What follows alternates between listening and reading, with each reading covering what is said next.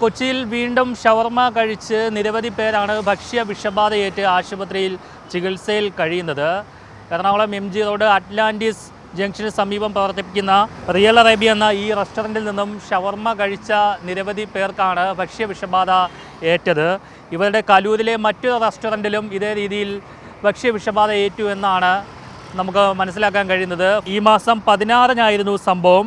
ഇവിടെ നിന്നും ഷവർമയും ഷവായിയും കഴിച്ച ഇരിങ്ങാലക്കുട സ്വദേശികളായ 3 പേർക്ക് അന്ന് വൈകിട്ടോട് കൂടിയിട്ട് ഛർദിയും പനിയും വയറിളക്കവും ഉണ്ടായി.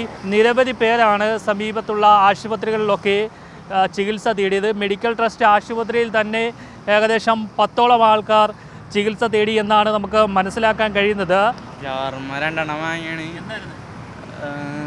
16-ാം തീയതി തിങ്കളാഴ്ച വൈകുന്നേരമൊക്കെ അപ്പം വാങ്ങി കഴിച്ചു.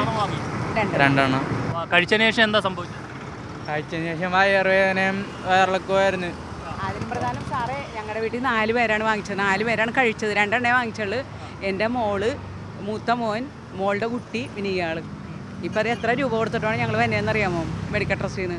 സീരിയസ് ആയി പോയി ഈ കൊച്ചിന്. പക്ഷേ കർശനമാക്കണം. ഇനി ഇവിടെ തുറക്കാനും പാടില്ല. ഞാനതാ പറയണം, ഇനി ഒരു ആൾക്ക് ഈ ഒരു ഗതി വരരുത്. അത്രയും ഞങ്ങൾ ഈ 4 കിടന്നു പോയിട്ട് ഞങ്ങൾ കുറച്ചെല്ലാം അനുഭവിച്ചതാണ് വീട്ടിൽ. പൈസ ഇല്ലാഞ്ഞിട്ട് ഞങ്ങൾ ശരിക്കും കടം മേടിച്ചാണ് ഞങ്ങൾ ഇപ്പോൾ വന്നിട്ട് കടം മേടിച്ചാണ് ബില്ലടച്ചിട്ട് പോണത്.